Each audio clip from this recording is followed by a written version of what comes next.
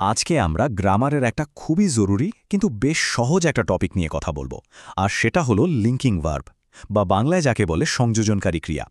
চলুন এই ব্যাপারটা একদম পরিষ্কার করে বোঝা যাক। আচ্ছা, শুরুতেই একটা প্রশ্ন। স্ক্রিনে এই যে তিনটে বাক্য দেখা যাচ্ছে, she is beautiful, they are happy, আর দ্য স্যুপ টেস্টস গুড, এদের মধ্যে কমন কি আছে? একটু ভাবলেই কিন্তু একটা মজার জিনিস চোখে পড়বে।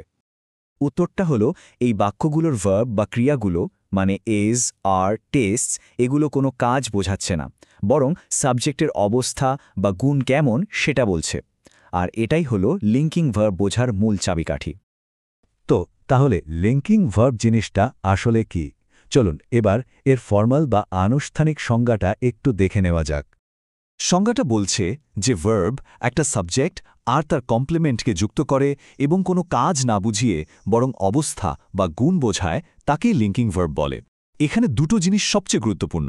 এক, এটা সাবজেক্ট আর কমপ্লিমেন্টকে কানেক্ট করে, আর দুই, এটা কোনো কাজ নয় বরং অবস্থা বোঝায়। শুধু সংজ্ঞা দিয়ে তো আর সবটা পরিষ্কার হয় না, তাই না? চলুন বাস্তবে এটা কিভাবে কাজ করে সেটা দেখি। আমরা একদম শুরুতে যে উদাহরণগুলো দেখেছিলাম সেগুলো দিয়েই ব্যাপারটা আরও ভালোভাবে বোঝা যাবে। ধরা যাক আমাদের কাছে দুটো আলাদা শব্দ আছে, একদিকে সাবজেক্ট শি আর অন্যদিকে তার বর্ণনা বা কমপ্লিমেন্ট বিউটিফুল। এখন এই দুটো কিন্তু আলাদা। এখন দেখুন এই দুটোকে জোড়া লাগানোর জন্য সেতুর মতো কাজ করছে ইজ শব্দটা। ইজ এখানে কোনো কাজ করছে না, ওটা শুধু সাবজেক্ট শি আর তার অবস্থা বিউটিফুলের মধ্যে একটা লিঙ্ক বা সংযোগ তৈরি করে দিচ্ছে। এটাই হলো লিঙ্কিং ভার্বের কাজ। আচ্ছা, আরেকটা উদাহরণ দেখি। এখানেও একই ব্যাপার। একদিকে সাবজেক্ট হলো দে আর আরেকদিকে তাদের অবস্থা বা কমপ্লিমেন্ট হলো হ্যাপি। আর এই দুটোকে কানেক্ট করছে আর শব্দটা। ঠিক আগেরটার মতোই, আর এখানে কোনো অ্যাকশন বা কাজ বোঝাচ্ছে না, এটা শুধু দে সাবজেক্টার হ্যাপি অবস্থাকেই প্রকাশ করছে। সিম্পল। এবার শেষ উদাহরণটা একটু মনোযোগ দিয়ে দেখতে হবে, কারণ এটা একটু অন্যরকম। একদিকে সাবজেক্ট হলো দ্য স্যুপ আর অন্যদিকে তার গুণ বা কমপ্লিমেন্ট হলো গুড। এখানে সংযোগকারী শব্দটা হলো টেস্টস। মজার ব্যাপার হলো এখানে টেস্ট বা স্বাদ নেওয়াটা কোনো কাজ নয়, মানে স্যুপটা নিজে কোনো কাজ করছে না। টেস্ট শব্দটা দিয়ে স্যুপের একটা গুণ বা অবস্থা বোঝানো হচ্ছে। তারই এটাও একটা লিঙ্কিং ভার্ব। তার মানে আমরা দেখতেই পাচ্ছি যে লিঙ্কিং ভার্ব আসলে একটা সেতুর মতো কাজ করে। সাবজেক্ট আর তার কমপ্লিমেন্টের মধ্যে একটা ব্রিজ তৈরি করে দেয়। তো এই ব্রিজটা কিভাবে তৈরি হয়, চলুন সেটার গঠনটা আরেকবার সহজ করে দেখে নিই। ব্যাপারটা খুবই সোজা, মাত্র ৩টা ধাপ।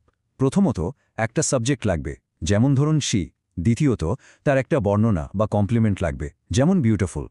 আর সবশেষে এই দুটোকে একটা লিঙ্কিং ভার্ব দিয়ে জুড়ে দিতে হবে, যেমন ইজ। ব্যাস হয়ে গেল। এতক্ষণ তো অনেক কিছু আলোচনা হলো, কিন্তু সব ভুলে গেলেও যদি একটা মাত্র জিনিস মনে রাখতে হয়, সেটা কি হবে? চলুন সেই সবচেয়ে সহজ নিয়মটা দেখে ফেলি। এই একটা কথাই হলো লিঙ্কিং ভার্ব চেনার গোল্ডেন রুল। লিঙ্কিং ভার্ব কাজ নয়, অবস্থা বোঝায়। যখনই কোনো ভার্ব নিয়ে সন্দেহ হবে, শুধু নিজেকে এই প্রশ্নটা করতে হবে, এটা কি কোনো কাজ বোঝাচ্ছে নাকি অবস্থা? উত্তর পেয়ে গেলেই ব্যাপারটা পরিষ্কার হয়ে যাবে। তাহলে পুরো আলোচনা শেষে এবার একটা ছোট্ট প্রশ্ন। এই বাক্যটাতে কি লিঙ্কিং ভার্বটা খুঁজে বের করা যাবে? বাক্যটা হলো হি সিমস টায়ার্ড। একটু ভেবে দেখুন তো, এখানকার ভার্বটা কি কোনো কাজ বোঝাচ্ছে নাকি অবস্থা? উত্তরটা খুঁজে বের করার দায়িত্ব কিন্তু সবার ওপর।